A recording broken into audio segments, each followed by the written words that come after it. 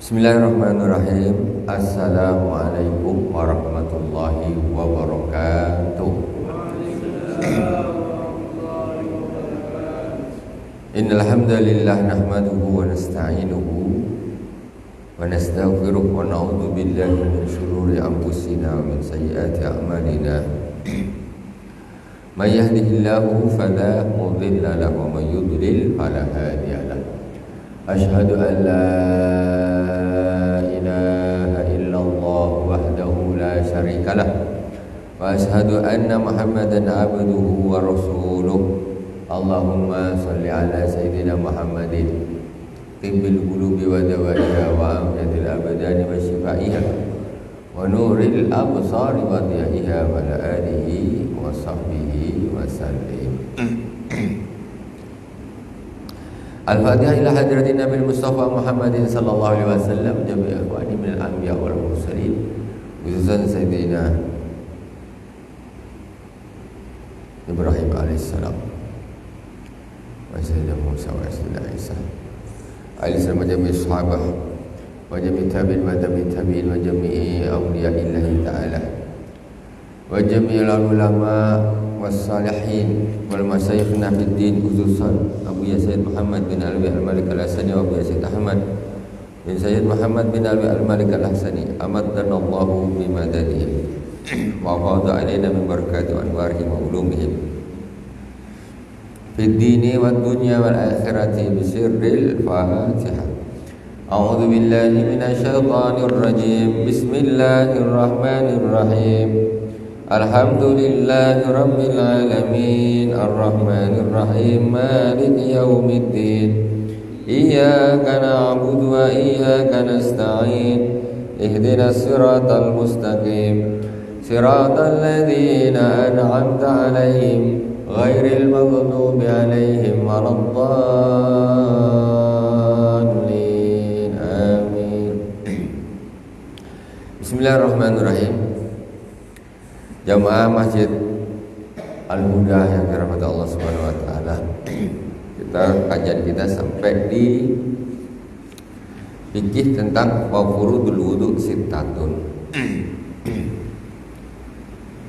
Yaitu fardunya wudu. Fardunya wudu ada 6. Al-awwalu niyatu rafil hadasi aw at-taharah. Ini kemarin kita sudah bahas, kita masuk yang kedua. Awit taharah lis-shalah aw nahwi dzalika inda ghusl wajhi wa yanwi salisul bauli wa nahwu istibahata fardhis shalah wa in tawadda'a lis-sunnah nawastibahatas shalah.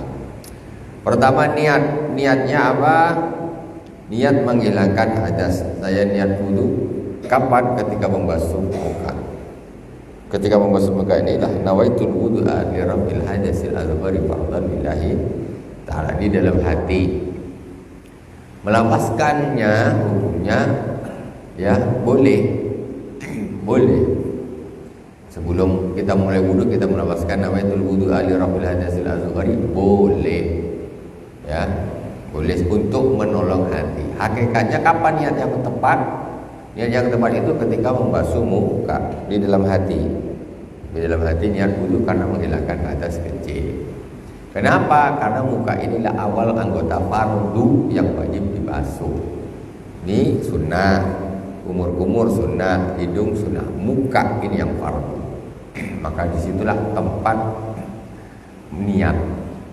Boleh waktu membasuh tangan ini, tapi niat itu tetap berlanjut sampai membasuh muka. Itu kata ulama demikian. Jadi sementara kita kalau orang awam ini kadang-kadang perlu dijelaskan. Jadi yang antara lafaz niat dengan niat itu berbeda. Kalau lafaz niat itu niat yang dirupakan lafaz dilafazkan. Berarti nawaitul wudu itu lafaznya niat. Itu sebelum wudu. Sebelum wudu dimulai. Bismillahirrahmanirrahim. Nawaitul wudu li rabbil hadasil azghari fardhan lillahi. Sebelum wudu dimulai. Tapi niat itu ketika sedang memulai wudu. Itu baru namanya niat di dalam hati. Tuh. Orang tidak melafazkan nawaitul wudu sah-sah saja. Yang penting ketika dia membasuh muka itu dia niat wudu karena menghilangkan hadas kecil atau karena agar boleh melakukan sholat. Inda ghaslil wajhi, ketika membasuh muka. Wa yanbi salisul bauli wa nahwuhu istibahata fardhis shalah. Sedangkan orang yang beser, salisul baul itu beser. Beser itu apa? Kencing ini netes terus. Dia tak bisa, dia macam beser lah. Jadi tak bisa kencing, dia mesti netes, netes sebentar, netes sebentar, netes. Jadi waktu di sholat pun netes kencing tu. Jadi istilahnya kelepnya ini dah tak jalan. Orang seperti ini macam mana? Masa tak sholat? Dia tetap sholat. Ini hanya masa di sudut baul. Kalau dia sholat, niat wudunya apa? Niat diperbolehkannya melakukan sholat fardu. Nah, niat diperbolehkan. Dia niat wudu ini, saya niat wudu agar boleh melakukan sholat fardu. Itu bahasa Indonesia kan. Agar boleh sholat fardu. Kenapa? Karena wudunya orang yang salisul baul itu tidak bisa istilahnya menghilangkan hadasnya. Maksudnya gimana menghilangkan hadasnya? Karena dia basuh wudu pun dia dah batal. Kalau secara hukum dia sedang wudu nih, basuh muka basuh tangan ini netes nih, macam mana kamu tak batal? Makanya niatnya bukan lirafil hadasil asghar, tapi niat agar boleh melakukan sholat fardu. Itu namanya salisul baul. Jadi orang yang kencingnya netes terus atau merembes gitu, itu harus tetap sholat.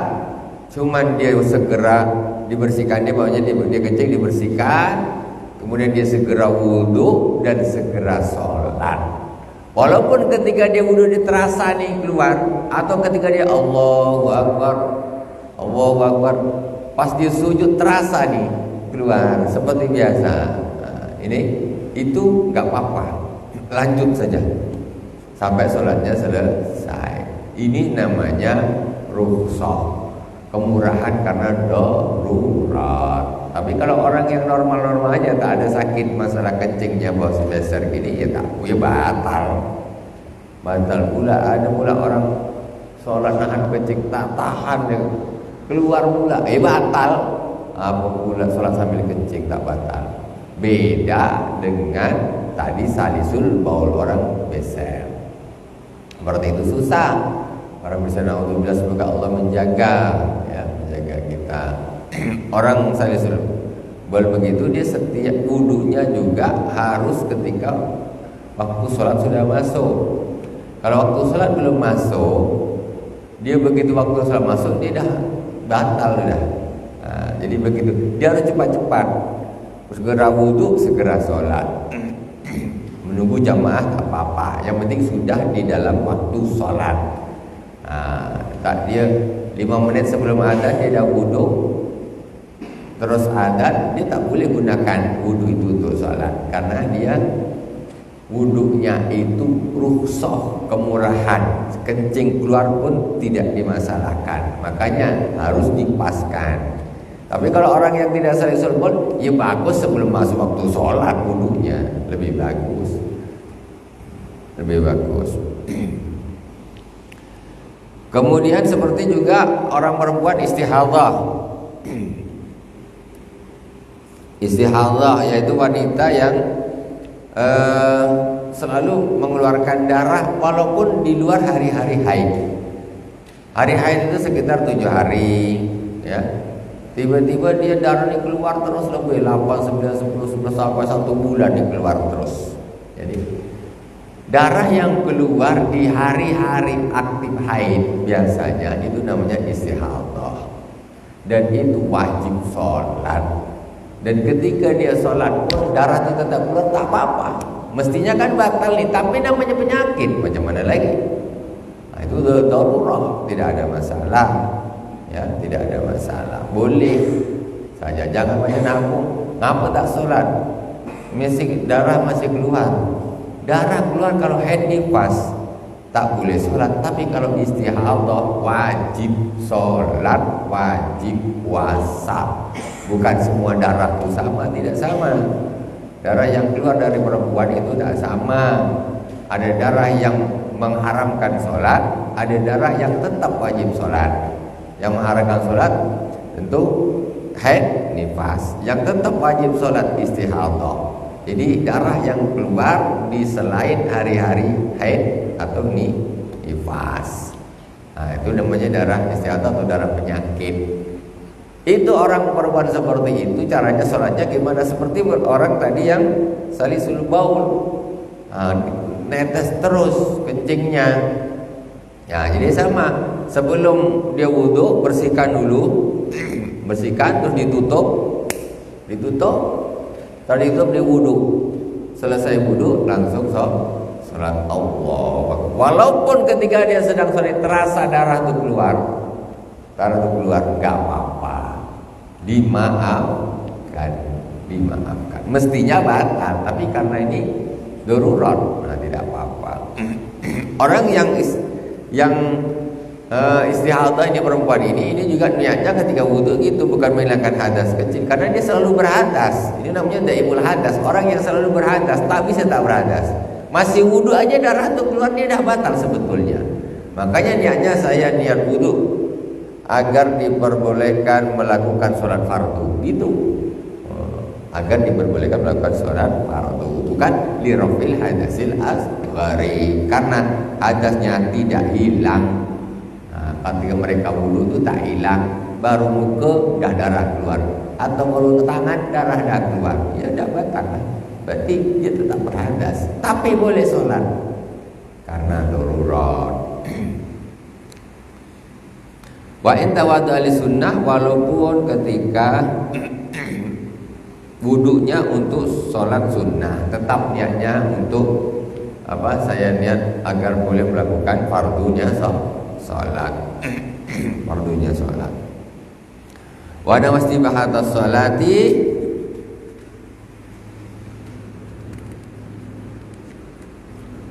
wa namastibahatis sholati, wa in tawadda li sunnati namastibahatas sholat. Sama juga, dia mau sholat fardu ataupun sholat sunnah, dia tetap niat agar boleh diperbolehkan melakukan sholat. Asani rukun yang kedua. Pertama tadi niat dah jelas.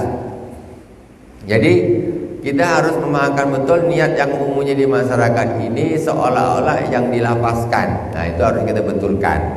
Bedakan antara lafaz niat dengan niat. Itu yang harus kita berdudukkan betul, ya. Jadi melafazkan niat tidak wajib. Yang wajib menghadirkan niat di dalam hati. Makanya ada sebagian golongan yang ekstrim. Bid'ah katanya tuh. Bid'ah. Pakai nawaitul wudu ala rabbil hadasil azhar usolli fardal maghrib salat. Bid'ah, Nabi tak bikin. Itu yang keras, ekstrim. Ya, aliran-aliran ekstrim. Akhirnya orang-orang kampung yang biasa macam gitu, yang terpengaruh. Iya pula Nabi tak bikin, apa kita bikin? Bodoh nah. Kan terpengaruh udah mulai. Iya, orang awam terpengaruh. Tapi orang-orang yang mau ngaji itu tidak semudah itu terpengaruh. Karena ini hanya lafaz untuk menolong hati, dan ini yang menganjurkan Imam Syafi'i. Nomor satu itu. Nomor dua, itu tidak menambahi rukun. Melafazkan niat itu tidak menambahi rukun wudu, dan itu pun terjadinya sebelum wudu. Tak kisah. Orang sebelum wudu tak kisah lah. Dia nak bilang nawaitul wudu ala rabbil hadasil azghari, boleh. Atau dia bilang, habis ini kita makan bakso yuk. Boleh. Yuk, ayo. Baru dia wudu. Boleh. Apa masalah? Namanya sebelum. Begitu juga dengan niat salat. Memang Nabi tak pernah melakukan niat salat. Usolli fardal maghribi salasa rakaatin mustaqbilal qiblah ada ma'mum lillah. Tak pernah memang. Memang tak pernah. Itu cuma anjurkan oleh Imam Syafi'i saja. Imam Syafi'i menganjurkan itu karena Imam Syafi'i mengkiaskan dengan niat haji. Niat haji itu boleh dilafazkan. Labbaik Allahumma umratan, labbaik Allahumma hajjan, nawaitul hajja wa aramtu bihi. Boleh dilafazkan. Kata Imam Syafi'i kalau gitu niat salat boleh juga, boleh. tapi tak wajib.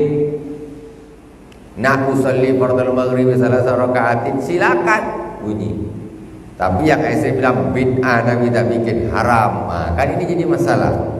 Ini yang masalah jadi masalah sekarang di masyarakat kita. Jadi sementara orang-orang yang awam sekali dia akan mudah terpengaruh. Iyalah Nabi tak bikin, ngapa kita bikin? Bodohnya. Mana hebat kita dengan Nabi, mana hebat apa? Itu langsung. Iya orang-orang awam itu. Tak boleh itu bid'ah itu haram. Ini. Sementara itu kejadiannya sebelum sholat. Sebelum sholat dia tak kisahlah. Namanya sebelum sholat. Yang tak boleh itu Allahu Akbar. Usalli fardal maghribi 3 raka'atin mustaqbilal qiblati ada'an ma'muman lillahi ta'ala. Allahu Akbar kabira walhamdulillahi katsira. Itu tak boleh. Kenapa? Di dalam sholat. Ini nama orang belum sholat, terserah dia lah. Namanya orang belum sholat. Luruskan. Allahu Akbar. Tak apa-apalah. Namanya sebelum sholat. Kecuali Allahu Akbar. Luruskan. Itulah. Itu baru tak boleh. Ya kan? Jadi semua orang tak kena harus macam Nabi tak bikin. Tak harus gitu. Kita tidak menambah ibadah. Dan itu sifatnya hanya sekedar untuk sekedar memudahkan, ya, anjuran, bukan mengatakan itu sunnah. Untuk dilakukan, apalagi mengatakan harus gini, enggak. Memang usolli fardal maghribi 3 rakaatin mustaqbilal qiblati ada ma'muman lillahi ta'ala, itu bukan sunnah. Memang, ya. Jadi nak lakukan silakan, tidak pun tidak apa-apa. Gitu. Jadi itu pendapatnya Imam Asy-Syafi'i. Anjuran saja dari Imam Syafi'i. Begitu juga habis sholat.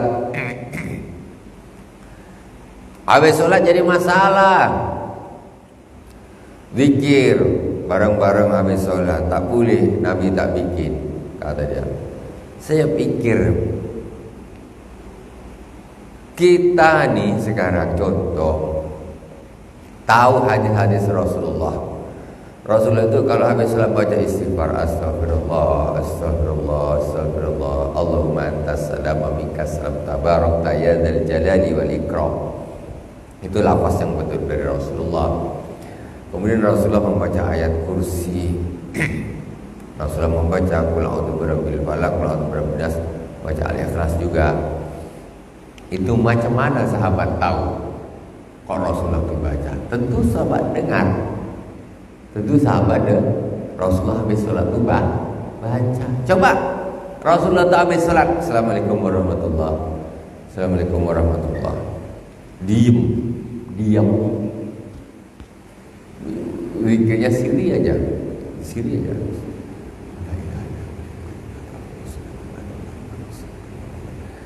Sahabat belakang tak dengar, ya kan? Macam mana sahabat tahu Nabi itu habis sholat nak baca apa? Ya tak tahulah. Para sahabat ini tahu Rasulullah habis sholat baca ayat kursi, baca Allahumma antas salam, baca Allah astagfirullah. Itu karena dengar. Berarti Rasulullah habis sholat dia bacaan ini terdengar oleh sahabat, bukan Assalamualaikum warahmatullahi. Dia macam sampai buyar masing-masing. Kira-kira Nabi macam gitu, habis sholat langsung cabut gitu. Rasulullah itu kalau subuh sebelum matahari naik, belum keluar dari masjid, zikir. Ini orang-orang yang sok sunnah, Nabi tak gini, dia tak pakai wirid, cabut duluan. Kau ni kau sunnah ke bid'ah? Kau tu bid'ah, keluar masjid cepat-cepat. Rasulullah SAW itu subuh matahari naik baru keluar dari masjid. Ngapain di dalam? Ngerumpi gini, ngopi apa, duduk ngopi gitu, main lacak. Ya tidak, zikir Rasulullah habis sholat tu. Zikir, doa bersama. Apa salah? Mengharapkan sesuatu itu butuh dalil. Sekarang haram tuh jadi banyak karena mereka mengharamkan sesuatu tak pakai dalil. Itu haramnya jadi banyak. Contoh, minum bir, arak haram. Kenapa? Ada dalilnya. Innal qimal khamru wal maisru wal ansabu wal azlamu rijsun min amali syaitan.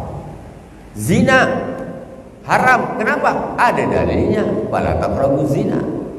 Ya kan? Membunuh hukumnya haram, ada dalilnya. Mencuri hukumnya haram. Kenapa? Ada dalilnya. Zikir habis sholat doa bersama haram. Kenapa? Karena tak ada dalilnya. Macam mana karena tak ada dalilnya? Haram tuh harus ada dalilnya. Kenapa babi haram? Ada dalilnya. Kalau gitu, kalau tak ada dalilnya haram. Durian, ada dalilnya tak? Ada dalilnya durian?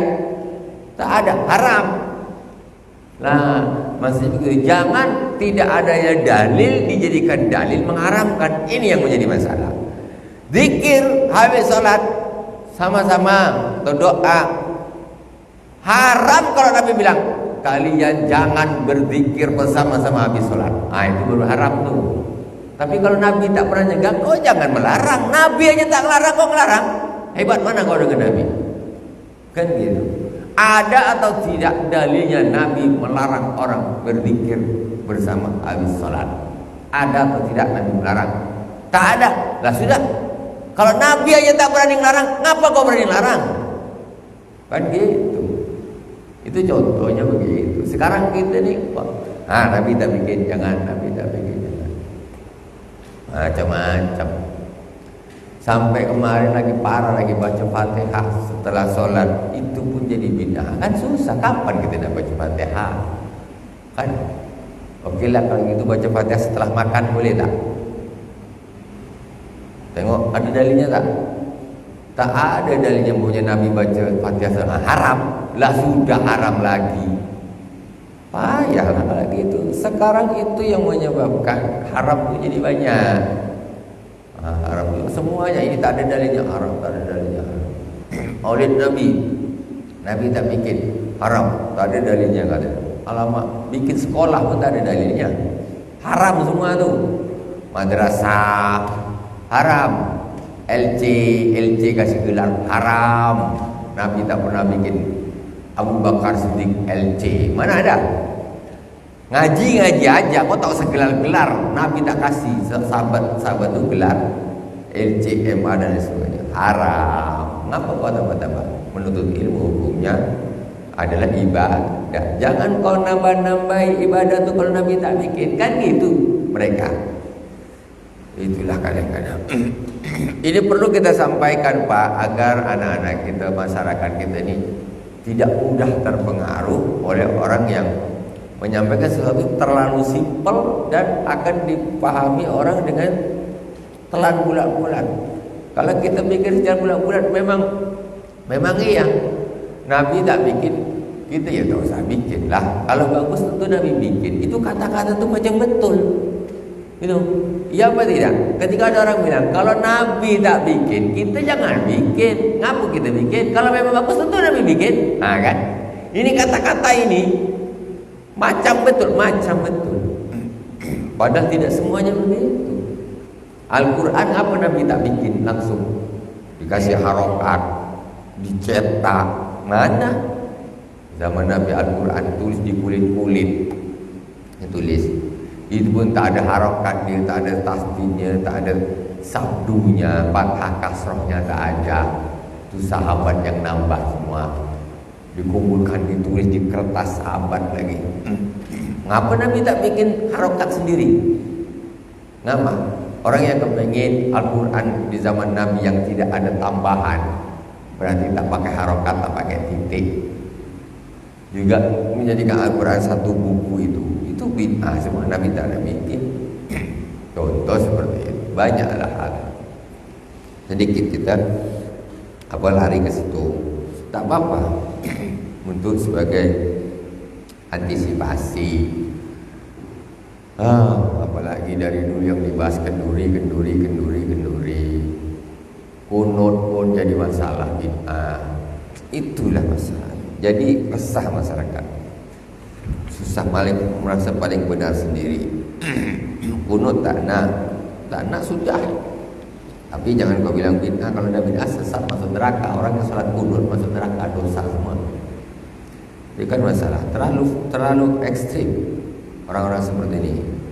Kelompok-kelompok ini salafi wahabi, ya. Nah, tak usah ikut-ikut. Kita ikut kelompok terbanyak. Siapa? Ya kita inilah kelompok terbanyak. Kelompok terbanyak. Namanya sawadul aqdha. Nanti di hari kiamat yang selamat umatnya Nabi Muhammad itu sawadul aqdha, kelompok terbanyak itu yang selamat, bukan yang sempalan nih, sikit-sikit merasa paling benar. Tak. Tidak. Walaupun mereka menggembur-gemburkan Al-Quran, hadis, dikira orang lain tak tahu, orang lain tak pandai. Itu Al-Quran dan hadis menurut pemahaman mereka. Mereka tidak menerima pemahaman Al-Quran dan hadis menurut pemahaman orang lain. Jadi seolah-olah yang pakai Quran hadis itu mereka saja. Tidak gitu. Ulama banyak. Kita lanjutkan. Adzani ghuslul wajhi wa haddu ma baina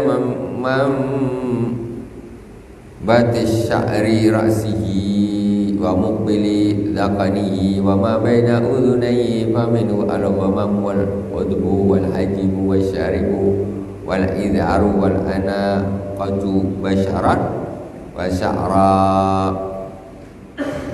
Kemudian yang kedua, membasuh muka. Batasnya mana? Batasnya dari tempat tumbuhnya rambut kepala, dari sini. Tempat tumbuh rambut nih, awal tumbuh rambut sampai mudah dapat nih, ini panjang. Lebarnya ma bainal udhunain, antara dua telinga ini dari sini. Dari sini ke sini, telinga sini. Berarti ini yang rambut setelah telinga ini termasuk ini termasuk wajah. Jadi jangan wudhu di telinganya sini tak kena air nih depan telinga. Ini tak sah karena ini termasuk wajah, depannya telinga ini. Dia antara dua telinga, antara tempat tumbuh rambut sampai sini. Ta'ta zafan. Wa mubili zakani sini. Bagian depannya, tengah-tengah, bagian depan. Ini ada belakang. Wa ma baina udhunayhi. Familu al-ghamam. Wa ma yanqutu alaihi sya'ru min jabhatil al-agham. Illa ibrata bidabati bi ghairi mahallihi kama la ibrata bil hisari sya'ri nasyah. Yaitu al-ghamam. Al-ghamam ni apa? Kadang ada orang ni rambutnya ni, rambut kepalanya ni banyak, di sini ni banyak rambutnya ini. Ini termasuk harus dibasuh. Ada orang sini, ada orang yang sula, ada yang di daerah sini rambutnya banyak. Batas rambutnya sini. Tapi di depannya ini banyak rambut. Itu pun harus dibasuh, termasuk. Kemudian wal khutbu wa ana yabdu ala asfanil ain. Apa nih? Bulu mata termasuk. Kemudian hajib, alis syarib, kumis, ini harus semuanya termasuk kena air. Wal idhar wa huwa asran nabit alal azmi annadi bi qurbil udhun amis lahu al bayadu alladhi bainahu wa bainal udhun. Kemudian idhar nih kadang ada orang panjang ini sambung. Ini dia bagian agak ke depan, ini termasuk wajah. Jadi sampai di belakang dia ini, sampai di tulang nih. Dia biasa tumbuhnya kan ini ya. Set, dia baru ke depan. Nah, ini semua termasuk wajah dan harus basah, harus terkena air. Jangan bagian depan aja wudhu, tidak sah. Kemudian wal anfaqatu basyaran wa sya'ra. Anfaqah sabah asufla, anfaqah nih. Ini anfaqah namanya rambut nih. Ada namanya masing-masing. Ini jenggot, ini anfaqah. Rambut di bawah bibir. Itu juga harus basah. Basyaran wa sya'ra, basah kulitnya dan rambutnya harus kena air. Kulitnya basah, kulitnya dalamnya, rambutnya juga harus basah. Ini juga dalam luar dan dalamnya. basaran wa sya'ra, kulit dan rambutnya harus kena air. Fasarul lihyati wal 'aridi in khaffa, rambutnya jenggot dan jambang apabila tipis. Jenggot kalau tipis berarti dia harus dibasahin dalamnya juga. Ghasala zahirahu wa batinahu, wa in kasufa ghasala zahirahu wa yustahabu tahlilul liyati kasif. Tapi kalau jenggotnya tebal betul jenggot ini, itu cukup dibasuh bagian luarnya saja, dibasahi. Dalamnya diselesai dalam. Jadi enggak, karena jenggotnya tebal betul. Kalau kita tak ada lah jenggot tebal, antum ini dah paling tebal, tapi belum tebal lagi itu. Tebal ini, macam sarang tawon, sarang lebah. Orang kita rambut jenggot 3 helai, satu melenting sini, satu sini, satu sini. Jadilah dapat pahala. Kita tak pakai pupuk pun, jenggot ni tumbuh sendiri, tak pakai pupuk, dapat pahala Pak. Jadi yang pahala kita tak terasa ni jenggotnya, ni tak terasa, tumbuh sendiri, ya kan? Tak pernah dipupuk pun, kasih suntik ke apa, tak ada, tapi berpahala. Senang kan? Kita tak tahu mungkin ditimbang amal. Kok lebih berat ya? Kenapa? Ketambahan jenggot, dia jadi lebih berat amal kita sampai. Tak tahu. Mana yang diterima sama Allah kita tak tahu. Karena cinta kita kepada baginda Rasulullah SAW, kita ikut sunnahnya Rasulullah SAW, ikut casingnya Rasulullah. Sekarang ni orang lebih cinta sama Messi daripada sama Rasulullah SAW. Kalau pakai baju tak nomor 10 tak pakai dah. Sekarang Messi nomor 30 sekarang PSG lah Messi nomor 30, Paris Saint-Germain. Ikut tak Barcelona lagi dah. Cintanya kepada Messi ngelak-ngelakan cintanya kepada Rasulullah. Apa yang dilakukan, figurnya diikut, mulai bajunya, apanya, stylenya.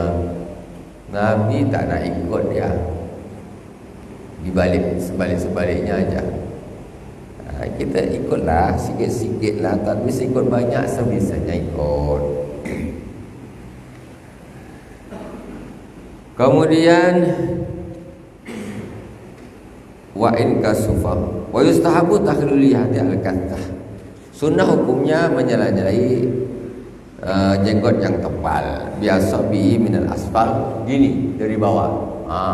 Jenggot tu dari bawah. Adzalizu yang ketiga, ghuslul yadaini ma'al mirfaqaini wa ma 'alaihima, yaitu membasuh dua tangan, ya kullu yadin asliyah au zaidah tabasat bil asliyah au hadatha ma'al mirfaqaini. Jadi yang dibasuh tangan sampai siku, nih, sampai siku tulang nih, ini harus kena, harus basah. Tulang siku ini harus basah. Jangan wuduk bagian sini aja, sikunya nih tak basah, tak sah. Siku tulang nih yang ujung nih, yang kalau kita kena sakit nih, ini harus basah, jangan tak basah. Maka di dalam Al-Quran kan disebutkan, wa idza qumtum ila sholati faghsilu wujuhakum wa aydiyakum ilal marafiq. Ilal marafiq maksudnya sampai di siku. Jangan tak sampai di siku.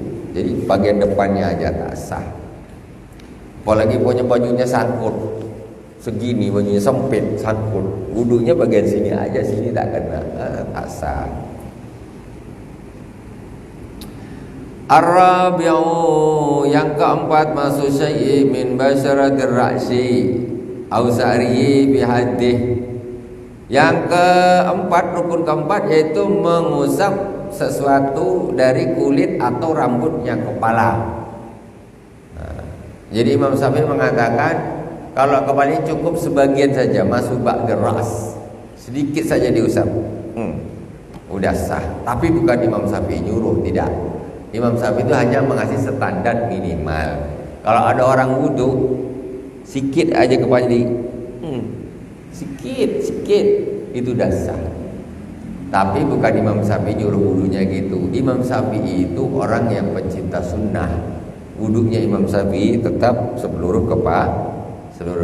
Cuma ketika membahas tentang fikih yang dibahas itu minimal sahnya, minimal sikit pun sah.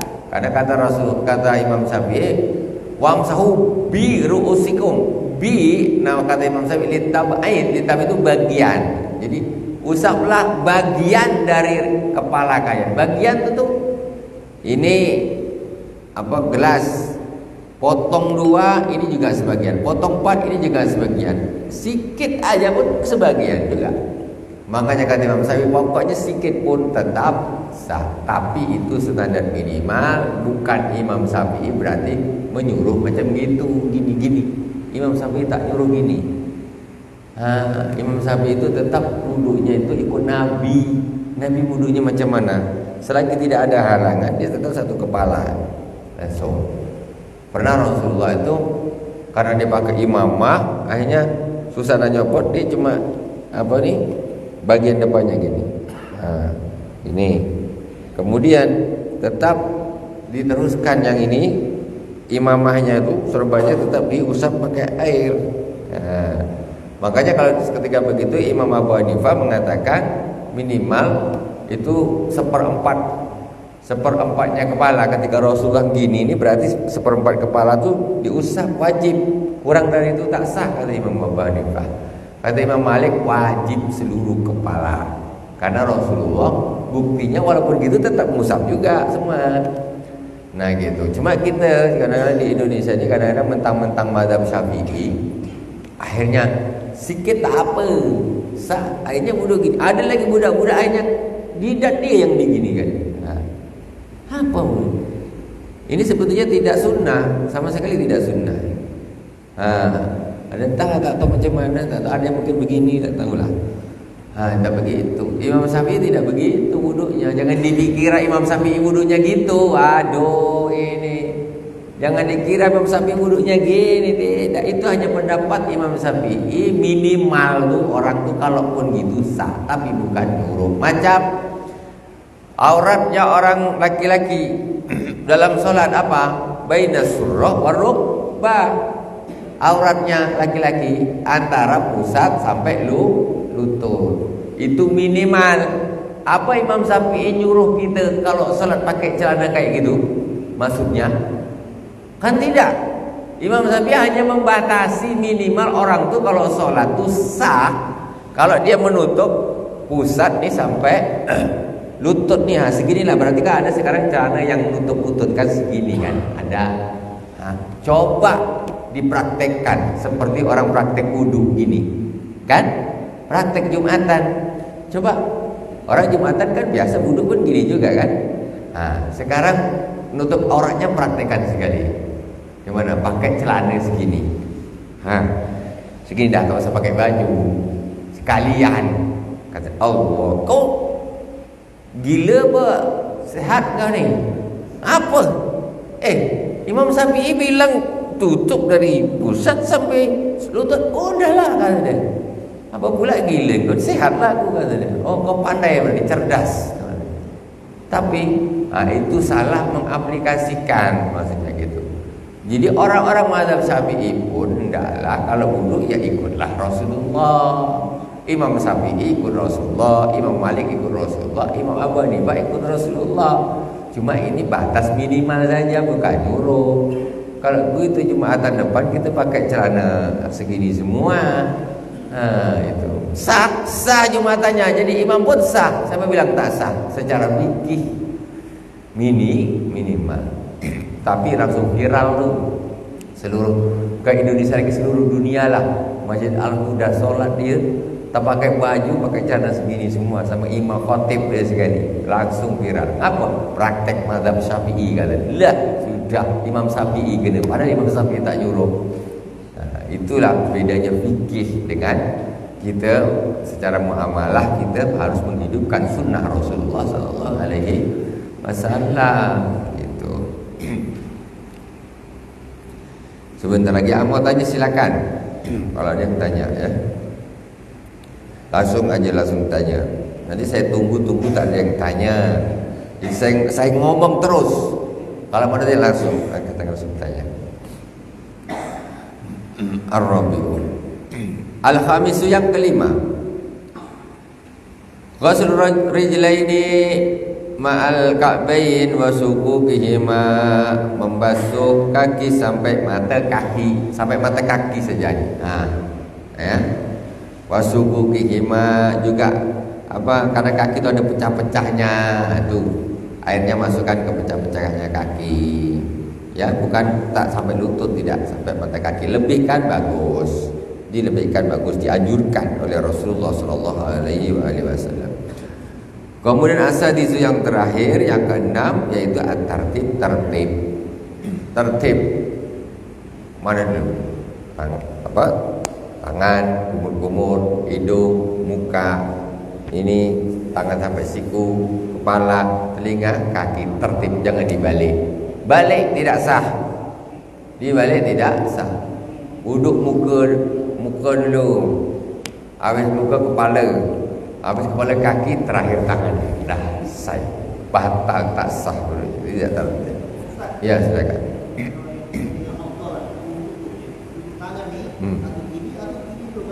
Jadi yang afdal itu wa idza qumtum ila sholati faghsilu wujuhakum wa aydiyakum ilal marafiq. Ketika engkau nak salat, maka basuhlah wajahmu, mukamu, wa aydiyakum ilal marafiq, dan basuhlah tanganmu sampai ke siku. Berarti ini dulu baru ini. Nah, sampai ke siku kan ke sini. Nah, itu. Cuman kalau sini dulu boleh, tapi kalau afdal kita dari ujung sini sampai batas ke siku. Itu ikut ilal marafiq di dari malbur dan sampai siku. Falau ghatasha sahawa illam yamkus. Wa tajibul mualatu bil wudu'i da'imil hadas wastishabun niyati hukma. Kalau orang wudunya nyelam, maka wudunya sah walaupun tidak pakai diurut. Kalau kita tak nyelam kan diurut nih, mulut, hidung, muka, tangan, kepala, kaki. Sekarang depannya ada kolam, dilangsung Bismillahirrahmanirrahim, boom, niat wudu, langsung dia bangun, dah wudu selesai, tidak pakai diurut. Tak tahan apa? Tak tahan. Langsung begitu dinyelam, dia niat wudu, selesai wudunya. Tak pakai ditartib, otomatis cepat tertib, langsung selesai. Sah, ya. Sah. Wa tajibul muaratu bil wudu bil hadas. Masyabunnya. Habis dah bahasa semua dah. Otomatis dah kita nyelam aja dah, niat wudu dah selesai langsung. Pokok goyang-goyang gini boleh lah. Oke, wallahu a'lam. Kalau orang muala kemarin tadi terakhir sikit lagi, orang yang daimul hadas seperti beser sama istiadah perempuan tadi, dia wudunya wajib langsung, mualah nggak boleh kredit, nggak boleh dicicil. Kalau kita boleh di rumah, muka, tangan, lanjut di masjid, kepala, kaki sah. Kalau orang beser sama orang istiadah nggak boleh, dia wudu harus langsung, tidak boleh dicicil. Kita boleh wudu 4 masjid boleh. Masjid pertama muka, pindah masjid kedua tangan, pindah masjid ketiga, meneruskan kepala, masjid keempat sana dekat pangke kaki, sah wudunya. Dicicil kredit sah. Tapi orang daimul hadas beser sama istiadah tidak boleh. Ya Allah subhanahu wa ta'ala. Tahu. Ya, gimana?